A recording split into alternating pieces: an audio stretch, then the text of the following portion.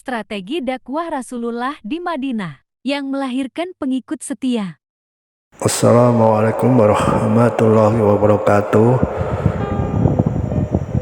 Alhamdulillah, kita berjumpa lagi dalam Aneka Kehidupan Channel. Kali ini akan membahas tentang 4 strategi dakwah Rasulullah di Madinah yang melahirkan pengikut setia. Semoga kita dalam keadaan sehat walafiat, selalu dalam lindungan Allah Subhanahu wa Ta'ala, dan diberi nikmat iman, nikmat Islam, dan nikmat kesehatan, dan diberi kesehatan yang sempurna, sehingga kita bisa menjalankan aktivitas, menjalankan ibadah sehari-hari dengan baik dan penuh semangat. Tak lupa kita sampaikan salam kepada junjungan kita Nabi besar Muhammad SAW yang telah membawa kita dari jalan kegelapan menuju jalan terang benderang. Dalam sejarah dakwah Rasulullah SAW terbagi ke dalam 2 periode, yakni Mekah dan Madinah. Semasa di Madinah ada sejumlah strategi dakwah Rasulullah yang diterapkan kepada masyarakat.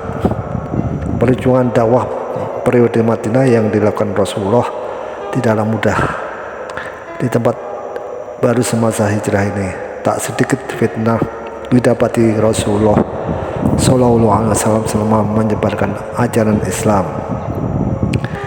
Dikutip dari buku Sejarah Kebudayaan Islam yang disusun oleh Abu Rahma Ahmad dan Sungarso, ketidaksukaan Yahudi, kebencian kaum munafik, dan permusuhan kaum Quraisy kerap kali menimbulkan perseteruan yang berujung pada peperangan di masyarakat Madinah.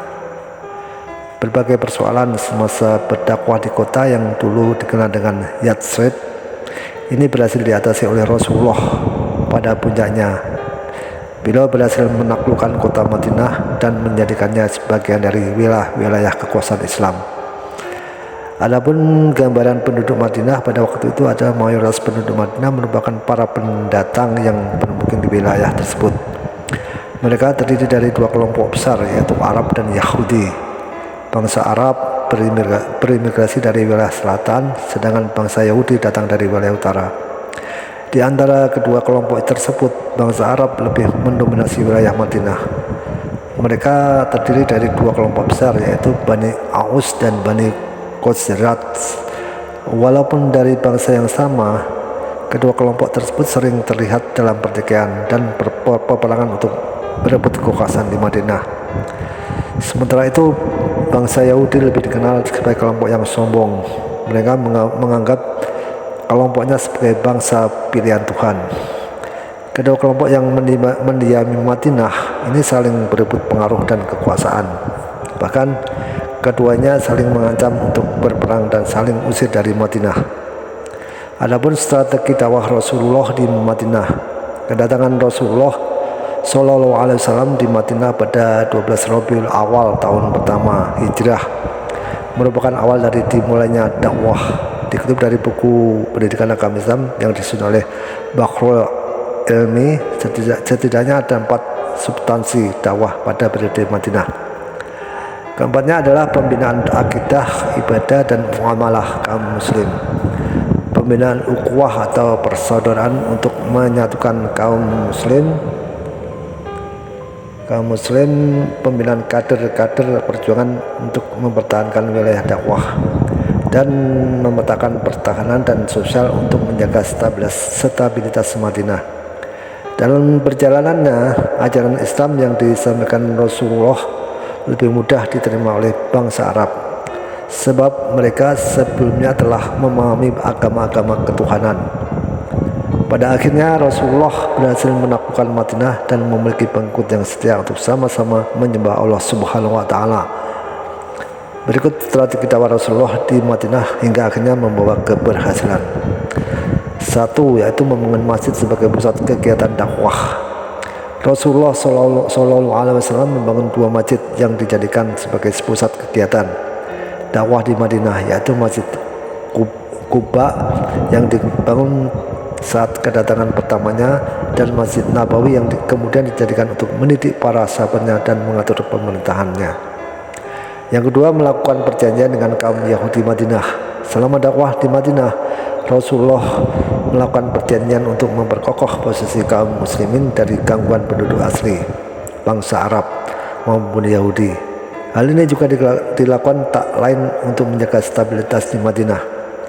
Perjanjian tersebut kemudian melahirkan Piagam Madinah. Piagam ini berisi 10 bab, diantaranya pembentukan umat, hak asasi manusia, persatuan seragama, persatuan segenap warga negara dan golongan minoritas, tugas warga negara, melindungi negara, pimpinan negara, politik, perdamaian, dan bab terakhir yang merupakan penutup.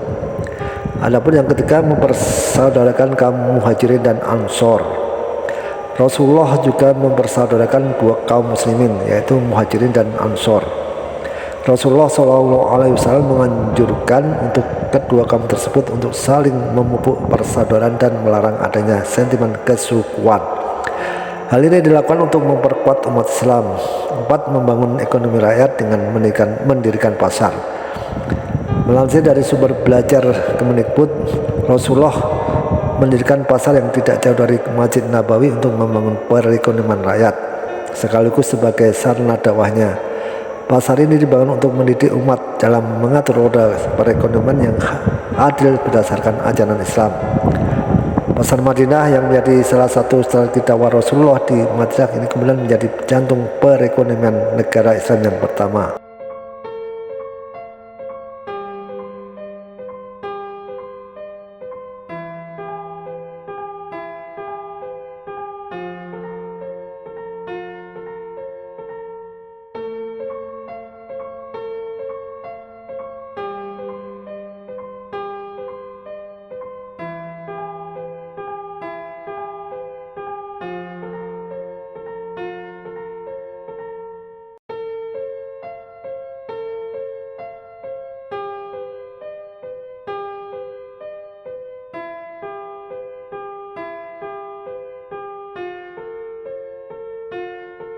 Dakwah Rasulullah di Madinah yang melahirkan pengikut setia.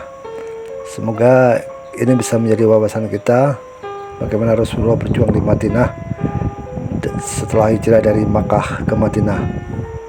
Semoga bermanfaat dan menambah wawasan kita tentang perjuangan Rasulullah dalam berdakwah. Sekian, wassalamualaikum warahmatullahi wabarakatuh. Jangan lupa subscribe-nya, like dan komennya. Terima kasih.